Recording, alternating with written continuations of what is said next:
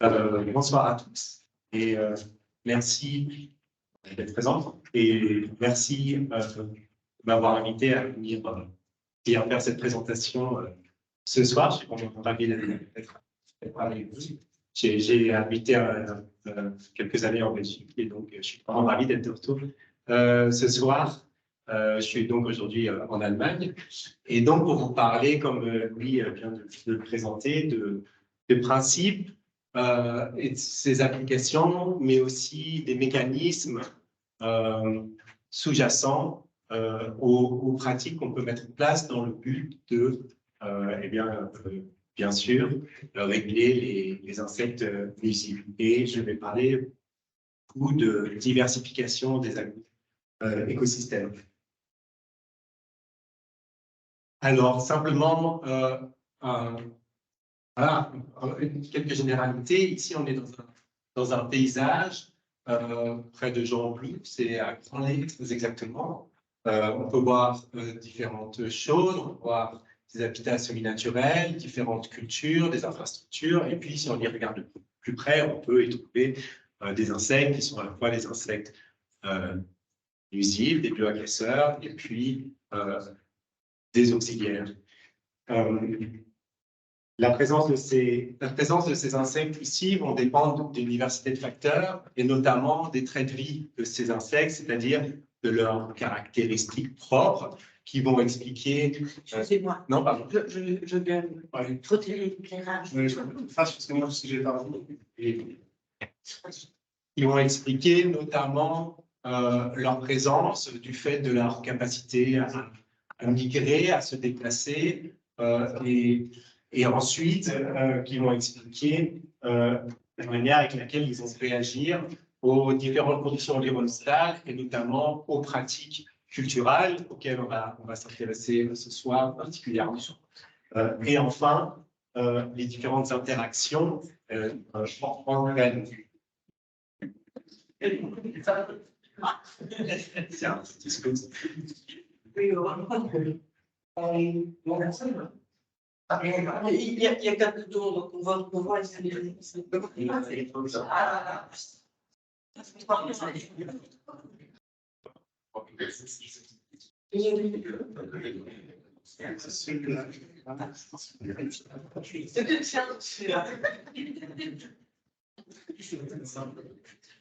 faire ça, c'est pour ne pas vous endormir. Comment on va faire de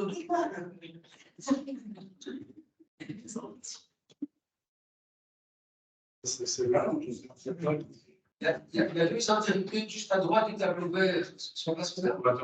Non, non, ça c'est pour monter les centres des écrans. Tu les fais tous, tu vois.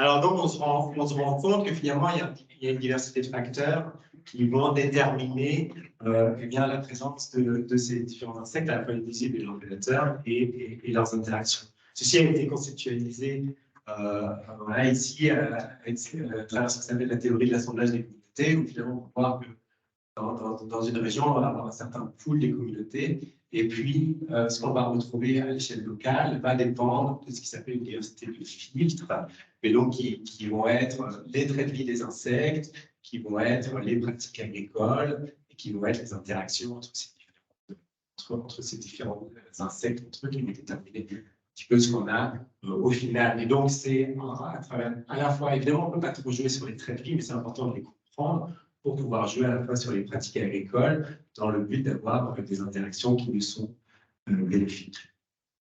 Alors finalement, dans un champ, on va avoir une chaîne trophique qui est ici extrêmement simplifiée volontairement, mais où on va avoir au moins 3 niveaux trophiques, avec un niveau trophique primaire, ça va être les végétaux et notamment nos cultures, et puis le niveau trophique secondaire, ça va être les herbivores, donc et notamment ce sont eux, nos bioagresseurs en général, qui vont consommer les cultures. Et puis le niveau trophique supérieur, ça va être les prédateurs, mais aussi les parasitoïdes qui vont consommer les herbivores.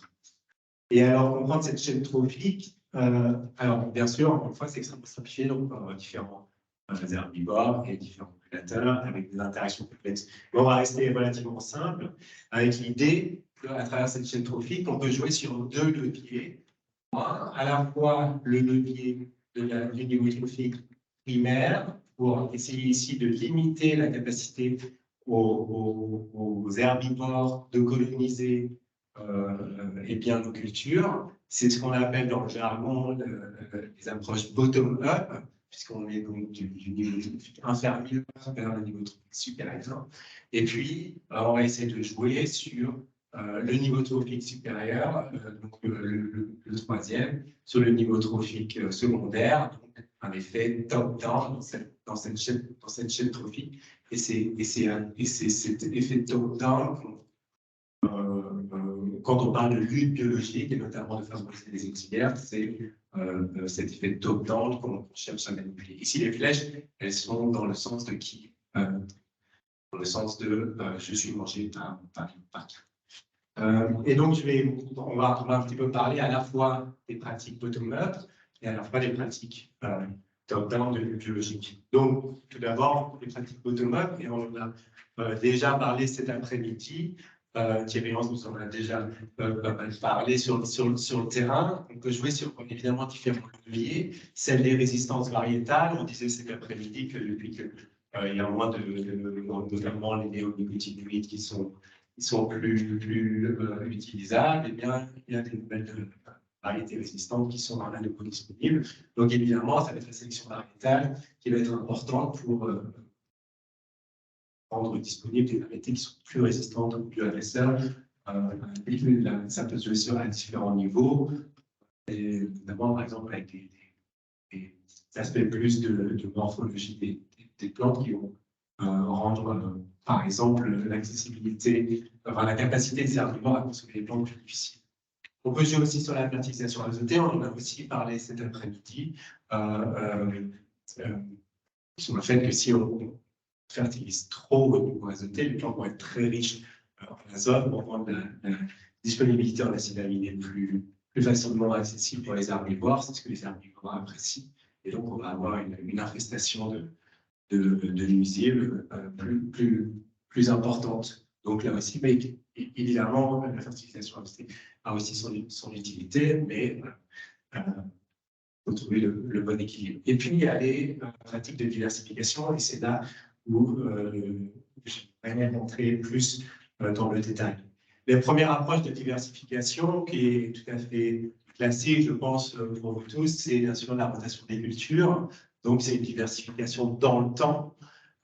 Ici, on a une illustration d'un projet qui est en cours à l'Université de Liège, dans lequel je ne suis pas impliqué, mais j'ai trouvé l'illustration assez intéressante. Voilà, on peut voir différents types de rotation pour la lutte contre les insectes agresseurs, mais aussi pour les adventices et les pathogènes d'ailleurs. Ce qui est un petit peu important, c'est donc une rotation variée, et notamment en faisant varier les familles botaniques, puisqu'il y a un certain nombre de bioagresseurs qui finalement sont assez spécialistes de certaines familles botaniques.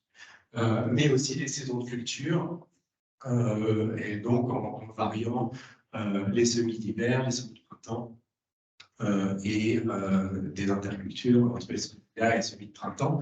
L'idée est de rompre le lien entre le cycle de développement des bioagresseurs et sa plante hôte, puisque, encore une fois, de nombreux herbivores sont spécialistes de leur plante hôte, et donc si on cultive de manière répétée la même plante hôte, évidemment, on va favoriser le développement et le maintien de ces nuisibles. C'est ce qu'on peut voir ici dans cette étude qui date un petit peu d'ailleurs, dont les résultats sont assez flagrants. On est ici sur du maïs, et on regarde ici le nombre de nuisibles par plante, le nombre moyen. Et alors on a trois systèmes, on a du maïs continu, et puis on a ici du maïs blé soja, et puis un maïs blé soja, maïs trèfle.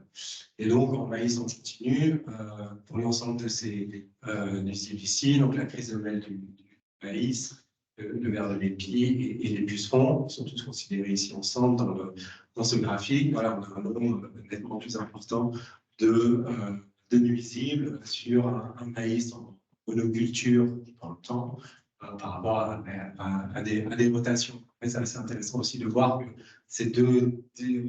pour les deux rotations plus diversifiées, finalement, on a pas une différence plus importante, mais finalement, on voit ici que le maïs il revient au même moment que dans la rotation ici. Donc, on n'a finalement pas vraiment une différence dans l'abondance et l'épaisseur. Et c'est en allongeant le retour de chacune des cultures au sein de la rotation qu'on va avoir un effet, en général, plus marqué pour la lutte contre les biomasseurs. Je disais par ailleurs que pour la crise de mel du maïs, c'est vraiment la rotation, c'est vraiment l'outil qui permet encore en Europe, si j'ai bien compris, que ce ne soit pas un problème trop important. Et c'est un effet très marqué, les rotations sur les racines. L'autre levier de diversification qu'on peut avoir, c'est la diversification spatiale. Ce qu'on appelle les associations de culture, où on cultive finalement simultanément des espèces ou des variétés sur la même surface. Alors, on a différents types d'associations qui sont illustrées ici sur ce schéma. Alors, on peut avoir des bandes intercalées, donc de largeur potentiellement variable, s'il n'y a pas de règle. On va avoir des bandes intercalées mais qui sont déphasées, c'est-à-dire qu'on va avoir, elles ne vont pas être semées et récoltées en même temps. Il y a une première culture qui va être semée en première, et puis il y a une seconde qui va être semée derrière, puis la première va être récoltée, et la seconde va continuer. L'intérêt, c'est que, disons, pour certaines cultures, ça peut être intéressant dans le sens où, une fois qu'on aura récolté ici la première culture, la deuxième va avoir plus de ressources pour se développer, mais elles vont quand même avoir un moment ensemble où il peut y avoir des interactions bénéfiques. Il peut y avoir donc des associations en rang intercalé, donc en comparaison avec les bandes, c'est simplement que c'est beaucoup plus étroit, puisque ce sont chaque rang une espèce, et puis en mélange complet. Ce qu'on peut voir ici dans les différentes photos, voilà, en bande, on peut avoir des bandes de largeur variable. Ici, on a un blé avec un soja. Donc, vous voyez que le soja, il vient d'être semé, enfin, il vient de lever. Et encore, alors que le blé est déjà très développé, le blé va être récolté ici en Allemagne, le blé va être récolté fin juillet, début août, et le soja va avoir alors tout l'espace disponible pour continuer à se développer et à récolter à la fin d'été. Ici, on est un petit peu entre le rang et les bancs, puisqu'on a un rang de pavots avec 3 rangs d'orge. Et puis ici, on est dans un mélange complet d'avoine avec de la fécule. Oui. Pour la récolte du blé avec le soja dedans, mécanisé. Alors ici, là, ce sont des bandes très étroites. Mais l'approche déphasée peut être faite avec des bandes beaucoup plus larges. Et en fait, elles sont bandes séparées, donc en fait, elles peuvent être récoltées. Elles sont récoltées séparément. Ici, c'est expérimental, donc ce sont des petites machines. Mais sur des parcelles où on aurait des bandes beaucoup plus grandes, ça peut être des bandes de la largeur de votre Et ce qu'il faut essayer ici plus avoir en tête, c'est plutôt le côté déphasé. C'est le côté où on peut semer une première et laisser de l'espace, puis semer la seconde. Mais la largeur des bandes peut tout à fait dépendre de la largeur de la machine.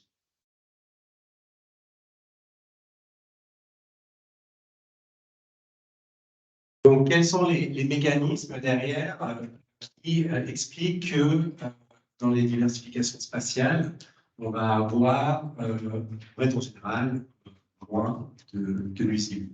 Il y a plusieurs mécanismes qui sont sous-jacents. La première, c'est ce qu'on peut appeler le camouflage, qui peut être visuel, qui peut être olfactif. Le camouflage va avoir pour effet de compliquer la tâche aux nuisibles, notamment aux pucerons, par exemple, d'identifier leur plan de route. Puis on peut avoir un effet, une fois que malgré tout, parce que il y en a quand même qui arrivent à trouver leur plan de route, ça va être ce qu'on peut appeler l'effet barrière, ça va être la difficulté pour les nuisibles de se disperser dans le champ, puisque ici, on a un nuisible spécialiste des céréales, et puis au milieu, on a une févrole, voilà, la févrole, ça ne va pas être une plante haute pour le puceron du céréal, et donc ça va lui faire une barrière physique. Et puis, il y a d'autres mécanismes que j'ai ici laissés en pointillé, où il peut y avoir des effets de répulsion au niveau des olfactifs, donc au niveau des volatiles qui sont produits par la plante. Il peut y avoir des altérations entre les différentes plantes. Je vais voir rentrer dans les détails ici, et je vais rentrer un petit peu plus dans les détails, à la fois le camouflage et à la fois l'effet barrière. Il y a une hypothèse plus générale qui est citée ici, qui est l'hypothèse de la conservation des ressources, qui fête les 50 ans cette année et sur laquelle les chercheurs ont beaucoup travaillé. C'est simplement voilà, de dire que les herbivores sont plus susceptibles de trouver et de se maintenir sur des hôtes qui poussent dans les plus denses et homogènes, dans les environnements diversifiés. Alors ici, on est sur les effets de camouflage. Je vais vous montrer ici quelques résultats intéressants qui expliquent donc l'effet que peut avoir sur la capacité des pucerons à identifier leurs plantes hôtes, des associations qui en fait va avoir pour rôle de limiter le contraste entre la plante hôte et le sol. Alors ici, on a une expérience où en fait on a des pierres et puis qui sont posées sur une natte de plein de couleurs différentes. Et puis ici, on a le témoin qui est le sol. Et donc ici, on a le nombre de piégeages de pucerons dans ce piège qui est vert, qui est en fait de la couleur des plantes, par rapport aux différentes couleurs de la natte. Et on observe déjà que le sol, c'est très largement plus important que toutes les autres couleurs de natte. Et puis ensuite, on a un effet couleur avec des couleurs finalement rouges ou noires qui sont proches de celles du sol, qui vont être celles où il va y avoir une meilleure. On va attraper plus de pucerons dans le piège, et puis les plus faibles, ça va être du blanc et de l'argent. L'argent, en fait, c'est de l'aluminium. En fait, ici, le blanc et l'aluminium, en fait, ça a un effet répulsif. C'est ça qu'ici, on a moins de pucerons. Et ici, on a un sol où il y a le plus de pucerons. Et ici, sur ce graphique, en fait, sur la natte, c'est devenu, ils ont fait ensuite la seconde expérience, où la natte est une natte collante qui permet en fait de comptabiliser à la fois les pucerons qui sont tombés dans le piège et les pucerons qui sont tombés à côté du piège. Donc on voit que pour le blanc, on a à la fois, et donc ici sur le graphique, pardon, donc on a le nombre de captures dans le piège par rapport aux captures totales, donc en fait c'est la proportion de pucerons qui sont tombés dans le piège. Et ici, on a la quantité de pucerons totales qui sont tombés à la fois dans le piège et dans la natte. Et on observe donc que pour le blanc, on a à la fois peu de pucerons qui sont tombés au total et puis peu de pucerons dans le piège. Pour le rouge, par contre, on observe qu'on a peu de pucerons qui sont tombés au total, mais par contre, ils sont largement tombés dans le piège et peu tombés à côté. C'est-à-dire qu'ils ont très bien identifié le piège qui est la plante qui est vert et qui simule la plante haute. Et ici, on a le vert et le jaune qui en fait sont les couleurs qui sont proches de la couleur du piège. Et là, on a peu de pucerons qui sont tombés dans le piège, mais par contre, on a beaucoup de pucerons qui sont tombés. Alors, qu'est-ce qu'il faut conclure de ça? C'est qu'en fait, quand on a un contraste entre la plante qui est de couleur verte et le sol qui est de couleur rouge, qui peut être marron noir, et bien finalement, les pucerons arrivent très bien à trouver leur plante haute. Par contre, ça va être peut-être la situation ici. Par contre, lorsqu'on va avoir une association de culture, on va avoir finalement une couverture du sol qui est plus importante, puisqu'on va jouer sur différentes conformations de plantes qui vont mieux couvrir le sol. Et donc, il va y avoir finalement moins de surface de sol visible pour le puceron. Et ici, on est même avec des adventices, donc c'est encore plus. Et alors, les pucerons, ils vont être attirés en masse, mais ils vont beaucoup tomber à côté. Donc ici, on a le camouflage visuel. Donc, c'est-à-dire, ça rend difficile au bioagresseur de trouver sa plante haute. Et elle va souvent tomber à côté. Sauf qu'à chaque fois qu'elle tombe à côté, c'est un coût énergétique et un risque pour le puceron. Le puceron, il n'est pas très costaud et son but, c'est de trouver sa plante haute le plus vite possible. Oui, après la destruction des pucerons, il faut les détruire, les plantes. Oui, par les betteraves. Les pucerons. Alors ici, parce que ces techniques-là, il faut aussi associer un peu plus de désherbage. Et après, il y a des adventices, elles deviennent difficiles à détruire une fois qu'elles ont Il faut de la taille. Alors ici, on est sur des associations de cultures où les deux espèces sont récoltées.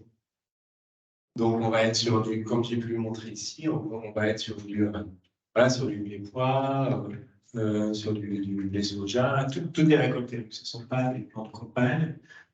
L'effet écologique des plants de campagne peut être le même. Après, c'est sûr que la gestion technique va être différente. Et ici en fait, d'une certaine manière, le fait d'associer les cultures, ça peut avoir le même effet.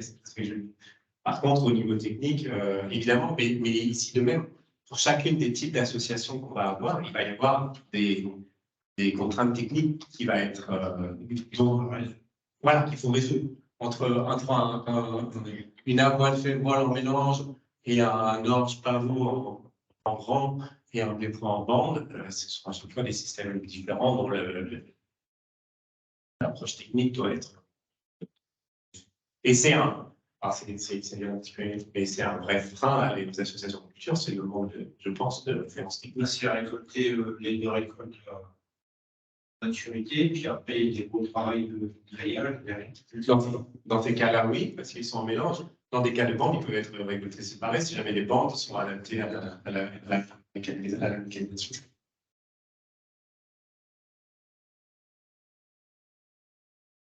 Donc voilà ici pour le camouflage visuel.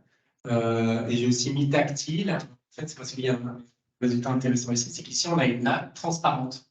Donc en fait, la couleur va être la même, mais par contre, avec le toucher pour le buisson qui va être différent. Et ce qu'ils expliquent dans l'étude, c'est finalement un toucher granuleux. Ça favorise le fait que le puceron va rebouger et va rechercher sa plante haute, alors qu'ici, dans cette approche expérimentale, le toucher lisse, plus proche de celui de la plante, et donc va plus perdre, enfin, disons que le puceron va être moins réactif à continuer à chercher sa plante haute. Et donc, il peut aussi y avoir un camouflage tactile du fait qu'on ait plusieurs plantes présentes et une meilleure couverture de sol plutôt qu'un seul nu. Ici, on est sur l'effet barrière. Alors là, c'est une étude en conditions contrôlées dans des petits pots. Et c'est tout à fait intéressant puisque ici, on a trois pots différents où on a du blé. Ici, on a du blé avec une couverture de trèfle. Et ici, on a du blé avec du pois qui est un petit peu dispersé dans le pot. Et en gros, ils ont mis un puceron au milieu et puis ils ont calculé le temps que met le puceron pour trouver sa plante haute. Ce qu'on retrouve ici. Donc ici, c'est le temps accumulé pour trouver sa plante. C'est la proportion de pucerons qui trouve sa plante haute en fonction du temps.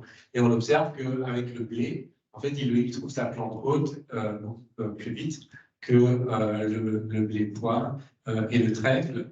Et au niveau statistique, en fait, c'est vraiment le blé trèfle ici où le puceron met le plus de temps à trouver son blé par rapport aux autres, puisqu'en fait, dans cette expérimentation, le trèfle est dispersé dans le pot, et donc le puceron va être gêné beaucoup plus par le trèfle ici que par du pois qui est un petit peu dispersé dans le pot. Mais je trouve que ça illustre bien le fait que quand il n'y a que le blé, le puceron va avoir moins de difficultés à trouver le blé puisqu'il n'y a que ça, en comparaison à des cas où il y a d'autres plantes hautes qui vont en fait le gêner pour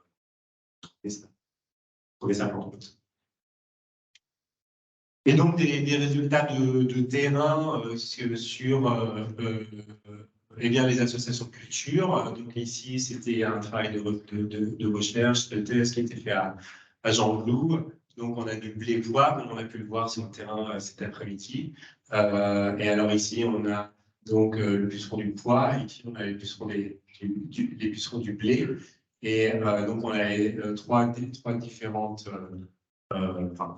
chaque fois la plante dite en culture pure, donc seulement le pois ou seulement le blé, puis en mélange et puis en bande. Donc on voit que à la fois pour le puceron du pois et pour le puceron du blé, c'est surtout marqué pour le puceron du pois, on a donc une abondance du puceron qui est plus importante dans le puceron du pois que dans le blé pois en bande et le blé pois en mélange. Alors ici, on a une densité très faible de pucerons dans le blé pois en mélange. Après, il faut quand même simplement rappeler que dans les poids en mélange, le poids est en densité moindre que dans les poids en pur, donc ça peut expliquer qu'il y ait moins de pucerons, puisqu'il y en a beaucoup. Néanmoins, entre les blancs, entre les pois en blanc et le pois en pur, voilà, on a quand même qui sont assez marqués.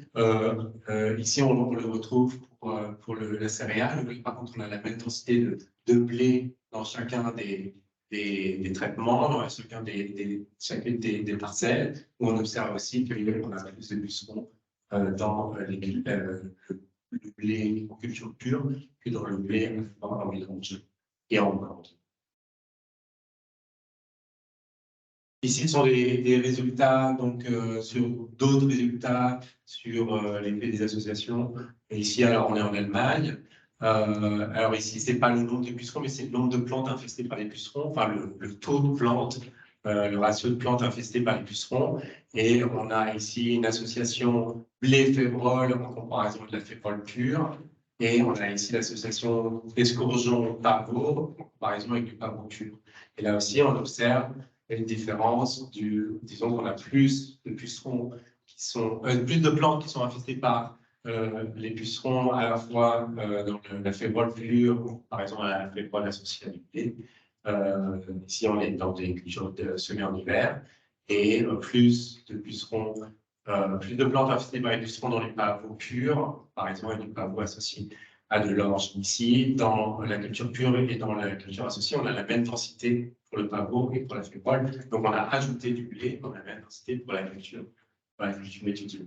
Voilà, donc les résultats voilà, qui regroupent ceux précédents, mais pour donner d'autres exemples. Et donc, cet effet, finalement, de la diversification spatiale des cultures pour limiter les bioagresseurs, c'est quelque chose qui est voilà, assez connu maintenant. Et c'est, comment on appelle ça, ouais, ça marche assez. En général, ça marche bien. Ça, c'est des cultures, des essais sur des cultures printemps, pour assez développées, quoi. Alors, ici, on est sur du. Oui, les observations, vous voulez dire. Oui, les observations sur le mois de mai, juin. En fait, il y a aussi des essais sur la production à l'automne. Comme des plantes sont Moi, je ne l'ai pas fait. Par contre, ici, on est sur la culture de semer en printemps. Et là, on est sur des observations fin mai. Et alors, le pavot, il était comme ça. C'était juste quelques feuilles, comme on peut le voir. C'est vraiment quelques feuilles ici du pavot. Donc, ce n'est pas les observations à l'automne, mais c'est les observations les plus petites. En fait, c'est les observations, j'avais la photo précédemment. On est à peu près à ce stade-là. Là, pavot orange. Et le dégât des agresseurs que nous sommes, c'était est-ce que c'est une virose ou c'est un affaiblissement de la plante par le consommer de la sel? Je ne vais pas vous répondre. Je n'ai pas observé que sur le pavot, il y avait des gros effets de virose. Non, mais c'est une question. Oui. Si vous pouvez juste demander que voilà, vous fassiez tout votre exposé, et puis que les questions arrivent dans un second temps. Donc ça, c'est plus facile pour ceux qui n'ont pas nécessairement les questions très précises, de suivre tout le fil, et puis vous décanter et vous poser les questions en finale. Donc, je pense que ce sera plus fluide. Il n'y a pas de problème. Alors, il y a les ennemis naturels dans tout ça. Et donc, on a bien parlé des effets bottom-up.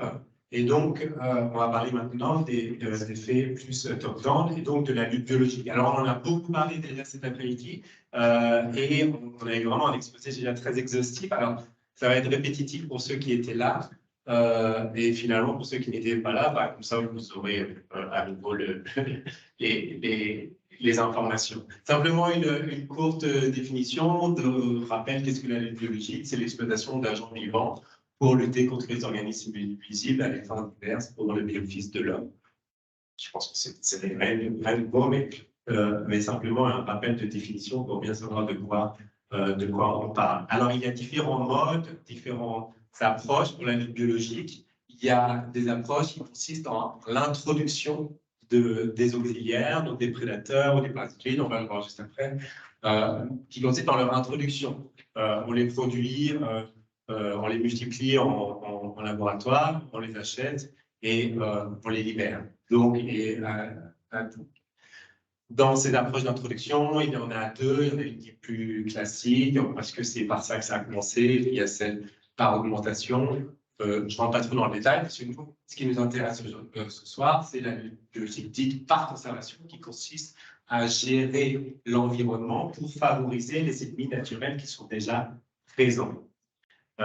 Pour favoriser leur survie, leur longévité, leur fécondité et leur efficacité dans la régulation de ce que humains considérons comme des nuisibles. Alors, j'ai une petite vidéo qui, au lieu de vous montrer dans plein de slides sur les différents ennemis naturels, j'ai une petite vidéo qui montre quelques-uns d'entre eux, et notamment leur cycle, que je vais essayer de vous commenter. La vidéo est en allemand, mais je vais essayer de vous commenter un petit peu. Donc ici, on commence par la coccinelle qui est bien connue. On est ici au stade adulte, bien sûr, de la coccinelle. Et ce qu'on peut voir, c'est que la coccinelle, elle consomme vraiment l'entièreté du puceron. Il ne reste absolument rien. La coccinelle a consommé ses pucerons. Ici, on a donc un accouplement de pucerons. Et ici, on a la production des œufs. Alors, c'est tout à fait intéressant et je pense que c'est important de reconnaître les œufs de coccinelle. Si vous les voyez sur vos cultures, c'est une bonne chose. Voilà, une ponte d'œufs, c'est très rapide. Et ici, ce sont déjà les larves qui éclosent. Et alors, il y a différents stades larvaires. Ici, on a le premier stade larvaire. La larve de coccinelle est vraiment toute petite, mais elle a déjà très très faim et elle attaque très vite son puceron et elle est très vorace.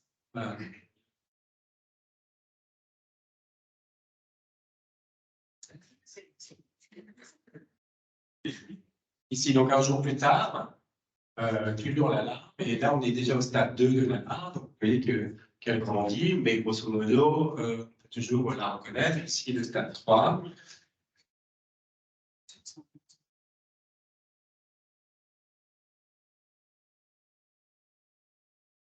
Et ici, le stade 4. Donc, vous voyez qu'à tous les stades, la larve de coccinelle est tout à fait vorace et elle est une très bonne prédatrice.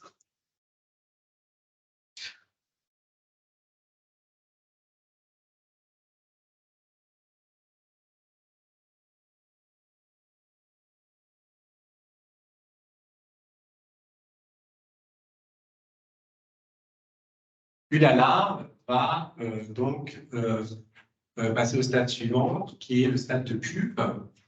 Alors ici, c'est en accéléré, hein. Mais voici donc une pupe de coccinelle. C'est aussi important d'être capable de la reconnaître, puisque si vous la voyez suivante, c'est une bonne chose. Et de la pupe va émerger l'adulte. Et ici, on a couvert donc le cycle de la coccinelle à ces différents stades. Pour la coccinelle, vous voyez qu'à la fois l'adulte et la larve sont des prédatrices. Et donc sont tout à fait bénéfiques, bien sûr, pour nos cultures. Si on a un chrysome, ici le chrysome adulte, le chrysome adulte n'est pas une prédatrice, en tout cas du genre Chrysoperla, qui est commune chez nous. Ici, on a les œufs. Ça va être la larve qui est prédatrice, qu'on voit ici éclore de l'œuf. Et alors, elle a des pièces buccales tout à fait redoutables, comme vous allez le voir. Et elle aussi une prédatrice vorace. L'adulte du chrysome se nourrit de ressources florales. Donc, on va le voir après, d'où l'importance de maintenir dans le paysage des ressources florales pour ce type d'auxiliaire. Mais ça va être la larve qui va être la prédatrice. Donc, elle attaque ici le puceron avec ses pièces buccales très développées, comme vous pouvez le voir ici, et va donc consommer le puceron.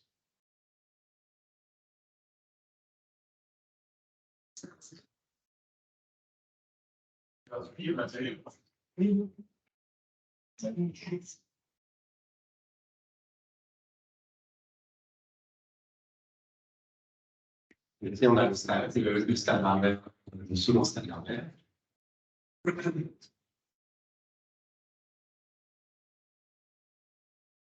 Et le dernier stade larvaire.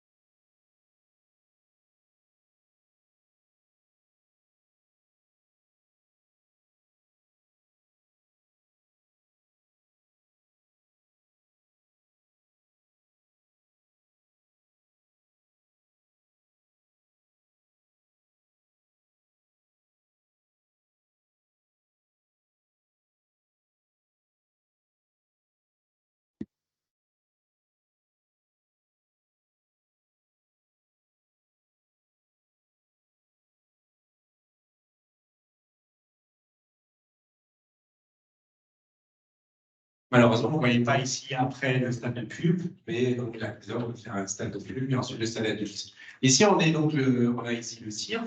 Donc le cirque adulte, lui, consomme des ressources florales uniquement du nectar et du pollen, comme on peut le voir ici. Ici, on a les Pistopus bateratus, qui est un cirque tout à fait commun dans nos régions. Ici, le cirque pond les œufs. Alors, il pond ses œufs très proches des colonies de pucerons. Comme vous pouvez le voir, très proche des pucerons, puisque en fait la larve se déplace mal, et donc c'est tout à fait nécessaire que la larve soit très proche des colonies de pucerons, puis va donc en fait assez vite, puisqu'elle est déjà là, consommer les pucerons. Donc les œufs aussi, c'est tout à fait important de pouvoir les voir, se rendre compte. Ils sont assez petits et ils sont blancs. C'est assez caractéristique.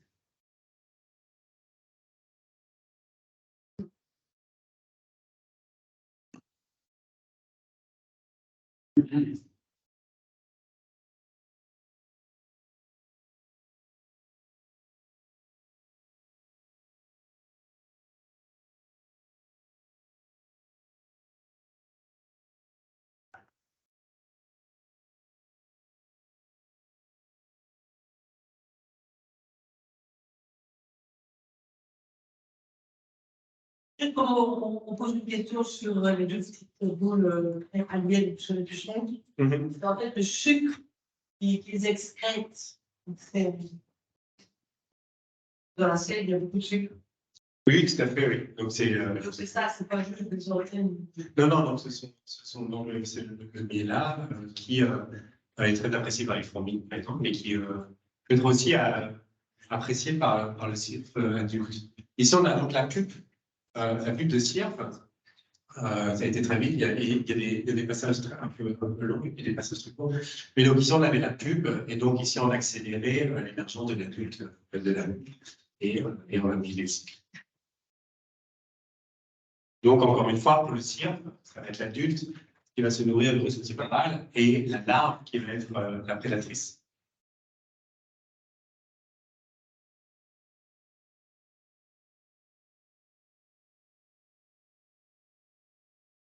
Elle a décollé.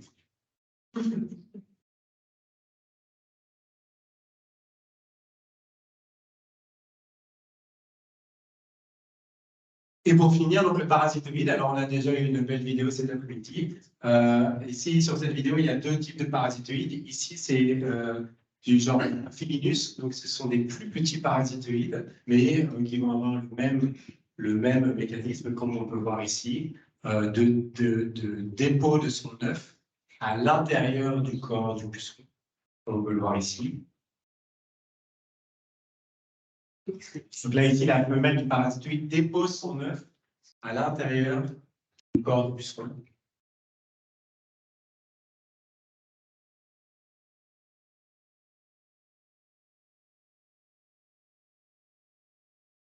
C'est en temps réel, un non accéléré.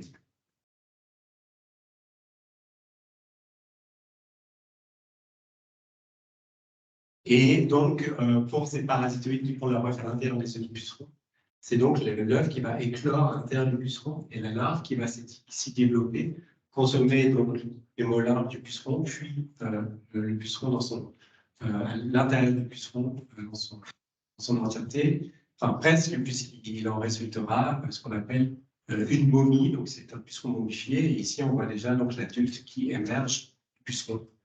Mais ici, voilà, le puceron, il est mort. Et donc ici, c'est l'autre des parasitoïdes des pucerons, c'est ceux-là qu'on a vu dans la vidéo de cet après-midi. Donc, et le mécanisme est le. Il y a par ailleurs d'autres parasitoïdes pour d'autres types d'insectes, pas les pucerons, qui sèment leur œuf sur le puceron. Et alors la larve va éclore sur le puceron, mais donc on va consommer, pardon, pas sur le puceron. Donc là, la larve va éclore sur l'insecte et consommer l'insecte. Donc c'est un œuf à l'extérieur du puceron, à l'extérieur de l'insecte, mais pas à l'intérieur. Et donc ici, de la même manière, on a le développement de la larve à l'intérieur du puceron. Et le résultat du puceron, ça va être une momie qu'on va pouvoir observer et voir en ressentir l'adulte.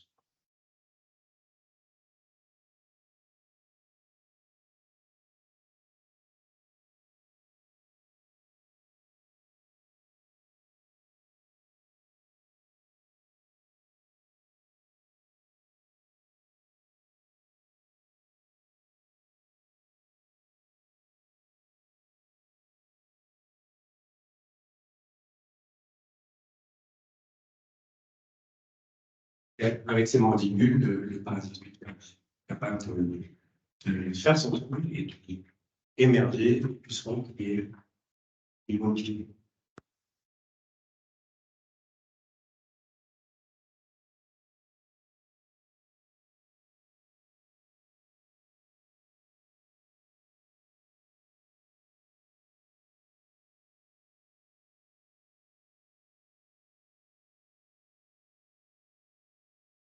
Voilà, donc quelques exemples d'auxiliaires, à la fois prédateurs et parasitoïdes. Là, ici, c'était toujours sur des pucerons, avec leur cycle, comme on a pu le voir. Il y a, par ailleurs, bien sûr, des auxiliaires beaucoup d'autres huiles, et notamment pour les parasitoïdes qu'on a vu ici à la fin.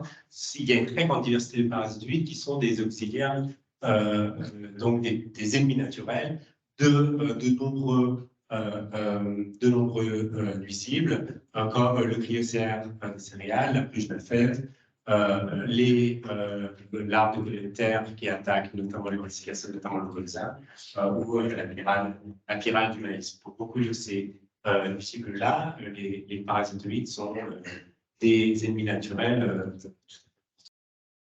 Et puis, comme on a discuté cet après-midi déjà, donc il y a aussi des ennemis naturels plus généralistes. On a parlé donc des carabes, des araignées, des staphylins, qui vont être plus généralistes et qui vont jouer un rôle d'évacuation de maintien, comme il a pu être dit déjà.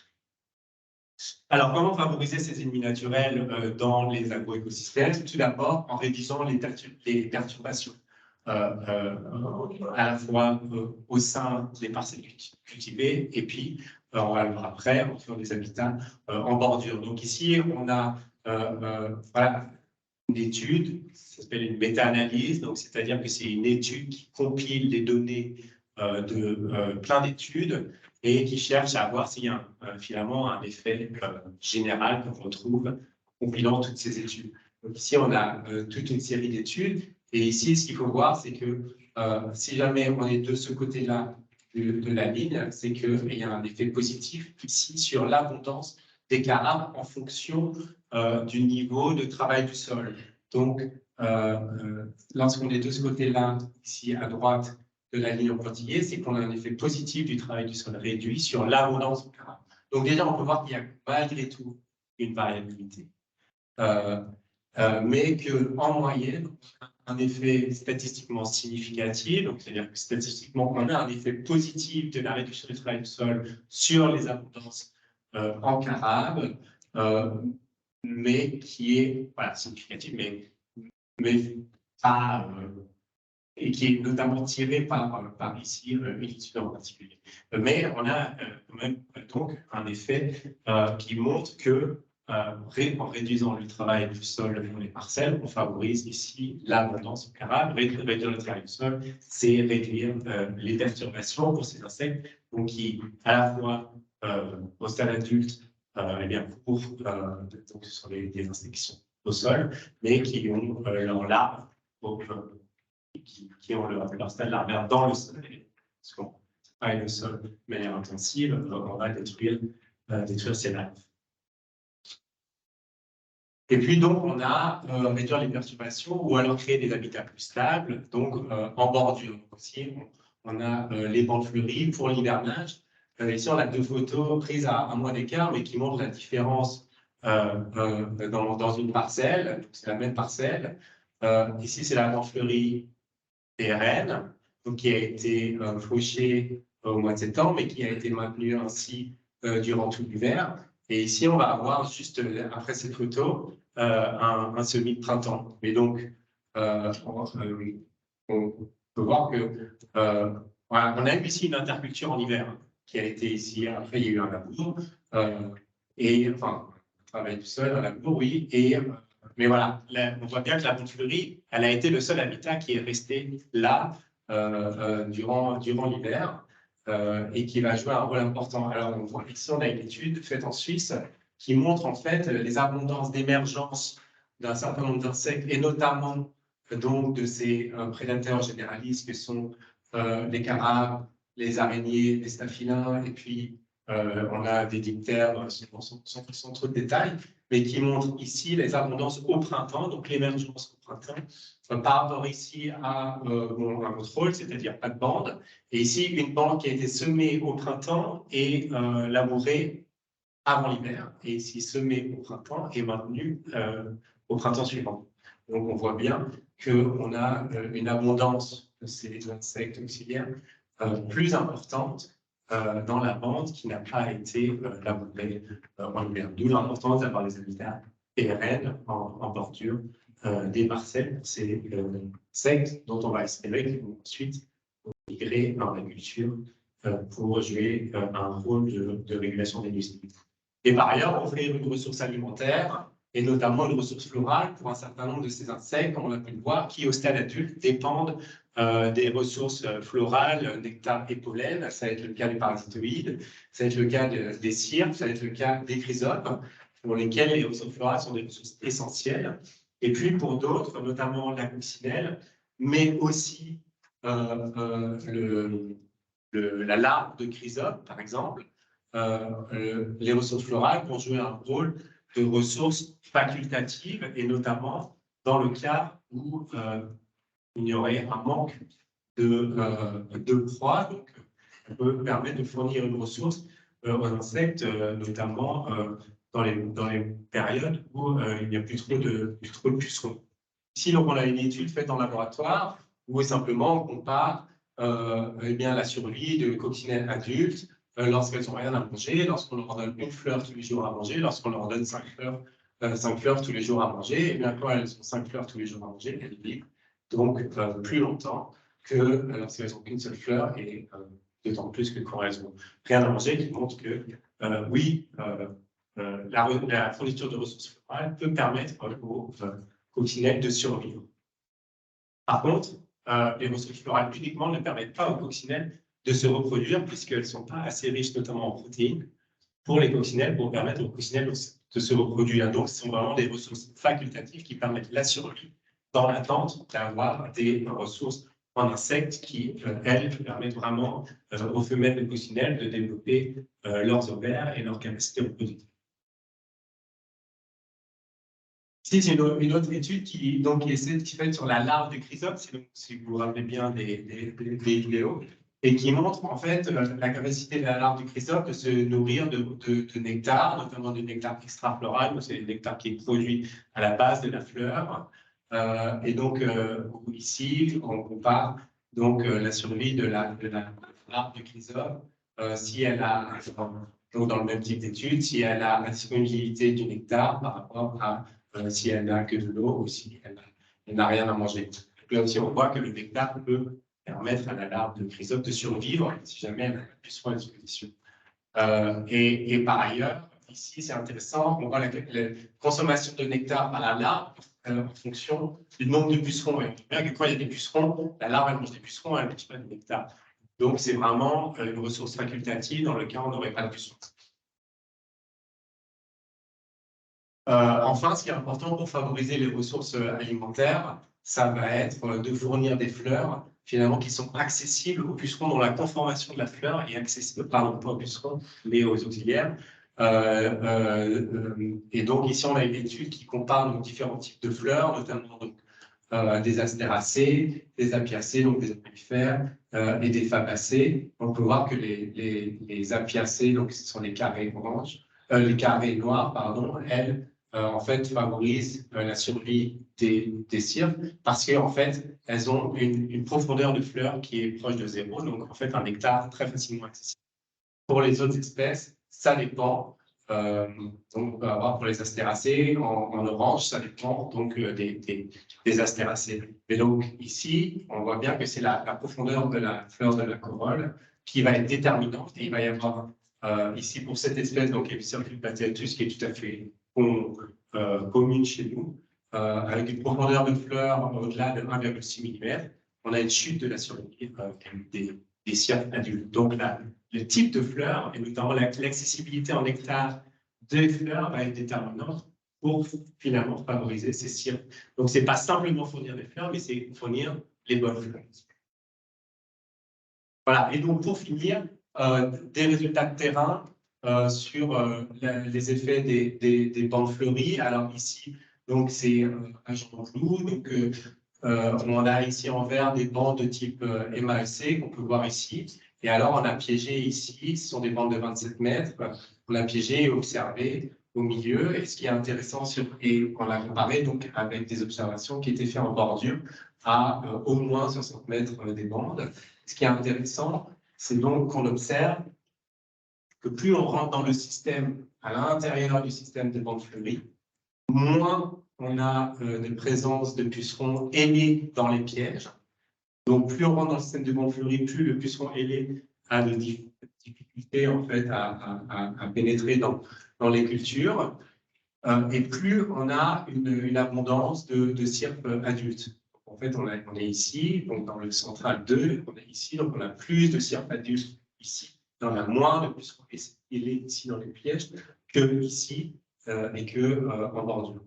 Voilà. Pour les larves et pour les pucerons observés sur les plantes, c'est un petit peu différent. Pour les pucerons observés pour les plantes, c'est moins flagrant. Donc, en effet, un puceron ailé qui arrive à trouver sa plante haute, elle va être en possibilité de produire beaucoup d'autres pucerons. Et donc, finalement, un puceron ailé va déjà produire beaucoup de pucerons. Et pour les larves, ce qui est tout à fait intéressant, c'est que lorsqu'on n'a pas de grande fleurie, finalement, on a peu de larves. Donc, ça corrobore l'idée qu'on a besoin des fleurs pour attirer les adultes, pour qu'elles produisent leurs œufs pour leurs larves, alors que c'est là qu'on a le plus de pucerons, mais c'est là qu'on a le moins de larves de cyrpes. Et ensuite, on a plus de larves à l'intérieur du système de bandes fleuries, on a plus de larves, là on a plus de pucerons, donc finalement, les adultes vont pondre leurs œufs pour leurs larves, là où il y a le plus de pucerons. Donc, conclusion ici de cette étude, c'est de dire, un, on a besoin des fleurs pour attirer les adultes, et deux, finalement, les adultes vont aller là où il y a plus de pucerons quand même, parce que c'est ça qui les attire pour prendre leurs œufs. Et ici, de manière un peu plus générale, donc on a aussi une méta-analyse, donc c'est le même type de résultat. Quel est l'effet en général des bandes fleuries sur le contrôle biologique? Ici, on a un effet donc, positif en général à travers de nombreuses études des bandes fleuries sur le contrôle biologique. Mais voilà, on observe en moyenne, à travers ces différentes études, une augmentation de 16% du contrôle biologique par rapport à son bande fleurie. Donc, ça reste modeste, je pense. Et ici, quand on a des haies, donc c'est un autre type d'habitat, on a un effet positif en moyenne, mais avec une grande variabilité.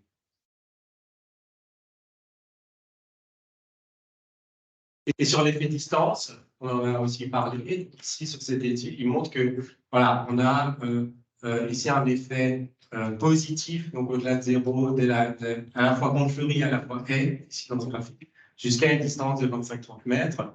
Donc on disait, c'était un système le domaine de gros, où on avait des bandes de toutes les 60 mètres, c'est-à-dire 30 mètres de chaque côté de la bande, ça marchait plutôt bien. Au-delà, ça devient plus compliqué. Voilà, pour vraiment finir, finalement, est-ce qu'on irait vers une intégration de ces différentes approches, à la fois essayer d'avoir des approches bottom-up et à la fois avoir des approches top-down, peut-être associer plan fleuri avec association de culture. Un tout dernier résultat sur ça.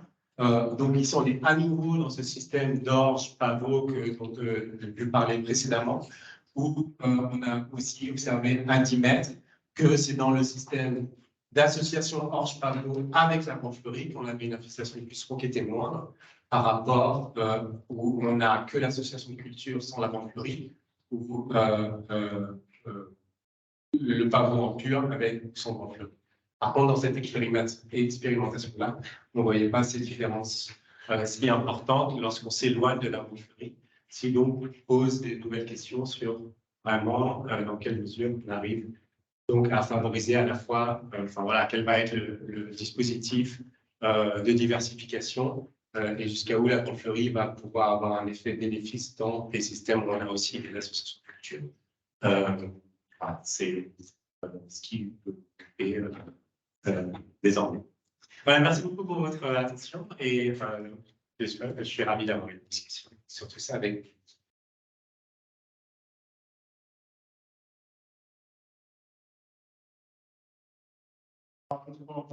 Des questions, si vous avez des questions à poser. Toute la réaction. Il y avait des émissions à lever derrière, oui. Est-ce qu'une association, est-ce que des en fleurie peuvent aider plus que juste en... Alors, je crois que c'est le thème de ce projet ici, initié par le Grand Honneur, dont on a eu une présentation cet après-midi. Donc, moi, je n'ai pas la réponse et je crois qu'il n'y a pas, si je ne me trompe pas, mais peut-être Thierry, vous pouvez répondre. Si on avait la réponse, on ne ferait pas le projet. Et ben voilà, c'est bien ce que je veux. Il faut aussi poser certaines choses, notamment au niveau des pollinisateurs. Expliquer ça un petit peu, je pense qu'on va en parler aussi. C'est qu'on a une succession de floraison qui est différente en fait dans la haie et dans la grande fleurie. Donc on a souvent une floraison qui est très précoce dans les haies, avec des plantes comme le second, l'épine, etc. Et qui peut favoriser le développement des pollinisateurs et alors leur passage sur les ventuleries après. Voilà, ça c'est une des hypothèses qu'on suppose. C'est positif pour les ennemis naturels comme les cirques et les criseux, puisqu'ils vont dépendre des mêmes besoins nutritifs, puisqu'ils ont besoin de fleurs. On a parlé un petit peu des cantharidés, ça peut être probablement favorable pour les cantharidés aussi, parce que les adultes sont floricoles, mais ils peuvent aussi des populations. Donc voilà, on a cette supposition et on voudrait vérifier et quantifier.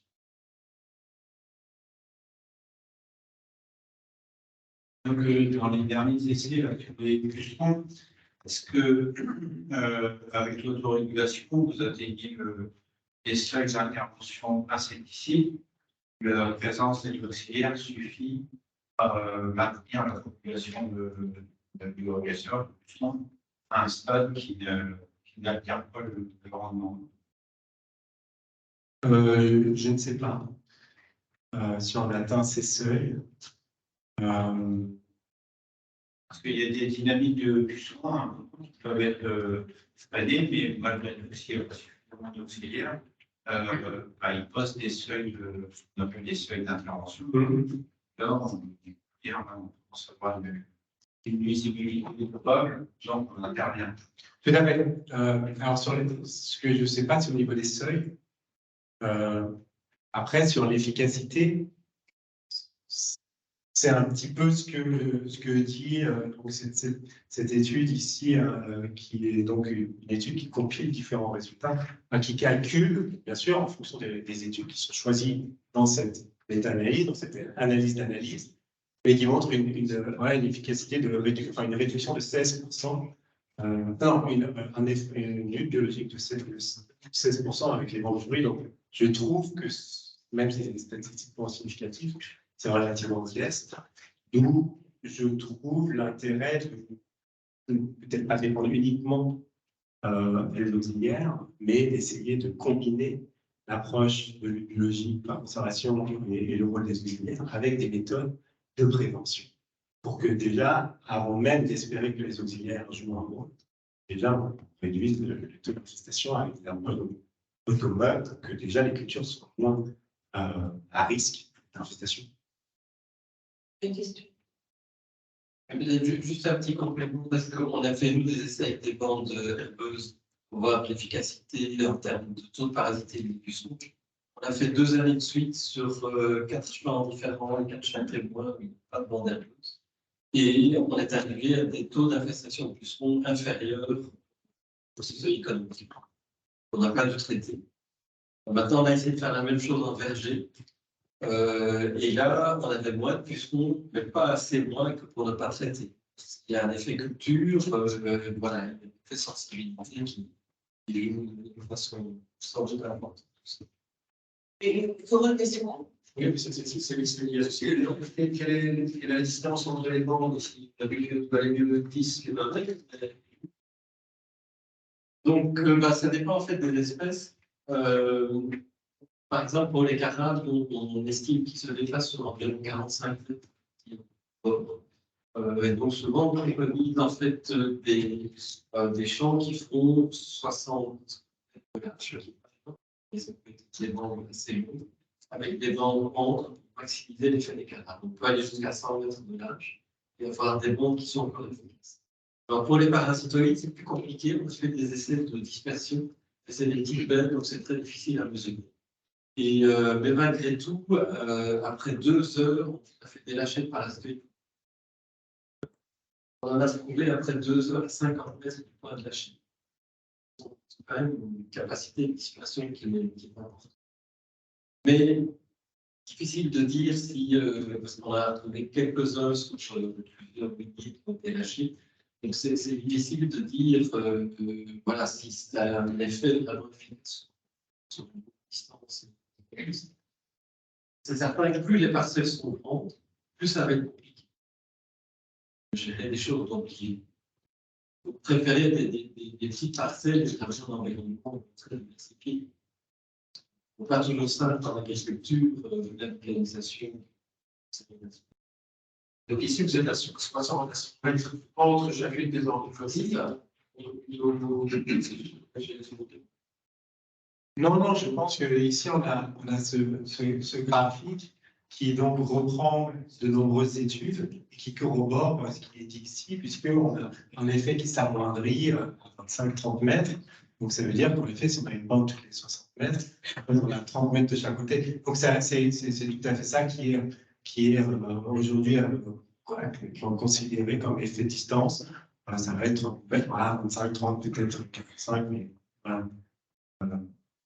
Après, d'une étude à l'autre, il y a de la variabilité aussi en fonction de ça. C'est pour la présentation. On voit bien qu'en agroécologie, on a déjà pas fait de choses sur un parcelle, sur l'habitat. Comment on arrive sur un peu de hauteur et s'intéresser à ce qui se passe à l'échelle du paysage? Parce que, notamment, on s'intéresse aux pratiques. Il y a très certainement des effets pratiques au niveau du champ, mais ce qui se passe autour, c'est aussi important. Donc, ça peut être, on a des rotations, ok, la rotation est importante, mais si mon voisin met du maïs, après que moi j'ai mis du maïs, il va y avoir des effets de transfert, finalement. Comment on arrive à s'intéresser à tout ça à l'échelle du paysage et à construire des paysages qui soient agroécologiques? Alors, il y a peut-être 2 choses dans votre question. La première, c'est comment on y arrive. Alors, il y a tout un champ de recherche qui est sur l'étude de la diversité et de la conformation du paysage. Il peut y avoir 2 choses. L'un, c'est les pratiques. Et donc, après, les interactions entre. Oui, au niveau des pratiques, alors, il y a des choses qui existent sur. Et alors, à ma connaissance, il peut y avoir des effets qui peuvent être un petit peu contradictoires. Puisque, par exemple, si on a beaucoup d'une culture au sein du paysage, ça peut avoir un effet donc, de favoriser le développement des populations, mais ça peut aussi avoir un effet d'illusion. Et donc, c'est assez complexe à comprendre. Il y a des études sur ça. Mais en dehors, voilà. Donc ça, c'est sur les pratiques. Après, comment on y arrive? Alors là, c'est de la concertation à l'échelle territoriale, ce qui est extrêmement compliqué aussi, mais sur lequel aussi il y a des projets qui se mettent doucement en place sur la conservation. Il y a par exemple la connaissance, alors c'est des travaux de chercheurs, mais qui peuvent derrière déboucher sur des vraies applications. Ça va être, bon, là, on rassemble l'ensemble des différents acteurs d'un territoire. Et par exemple, il y a des outils type jeu de rôle, simulation, qui permettent de simuler, en fait, tiens, c'est toi qui fais ci, moi je fais ça, qu'est-ce que ça donne? Et ça permet de prendre conscience, en fait, des effets paysagers. Ensuite, quand on arrive à mettre ça en place, c'est de la conservation. Pour compléter, il y a en projet de tester des MEEC complets par territoire. Ça va commencer ici, on n'a pas encore d'enseignement sur est-ce que ça fonctionne, etc.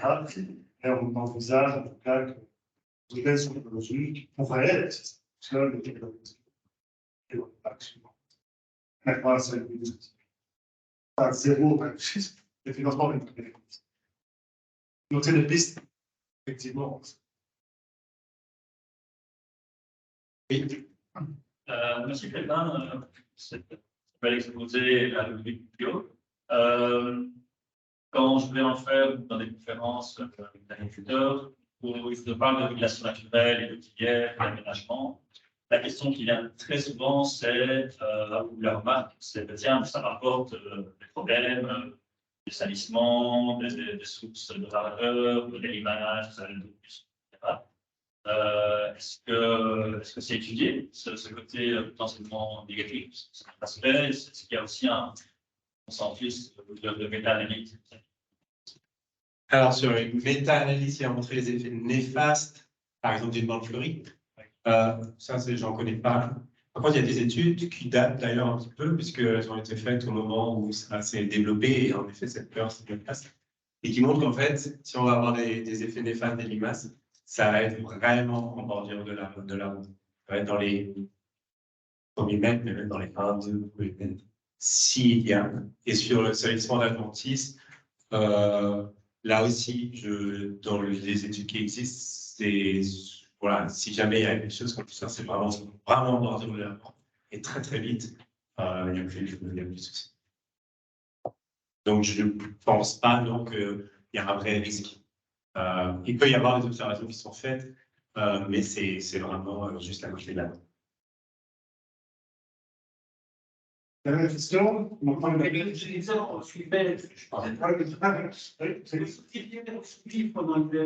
Alors, ça dépend beaucoup des auxiliaires. Il y en a qui ont pu le dire, par exemple, mais ça dépend même des espèces. Hein. Donc, il y en a qui vivent dans le sol, d'où le fait de limiter le labour à la fois. Alors, il y en a qui vivent dans le sol des cultures, il y en a qui vivent dans le sol des habitats en bordure, d'où le fait de limiter les perturbations, notamment les retournements de bandes fleuries, mais aussi potentiellement les effets bénéfiques du labour. Il y en a qui vivent dans des habitats un petit peu en dehors, par exemple dans des lisières forestières, d'où l'importance d'avoir, comme on le disait, on parlait de paysage, donc d'où l'importance d'avoir un maillage écologique et à l'échelle au-delà de la parcelle, puisque les bandes boisées vont être des sources d'habitat pour l'hiver pour certains auxiliaires. Et puis sinon, voilà, par exemple dans les bandes fleuries directement, c'est assez variable. Mais de manière générale, ce qu'on peut dire, c'est qu'il y a besoin d'avoir des habitats diversifiés, enfin différents habitats qui sont le moins perturbés possible pour favoriser la diversité d'oxygène.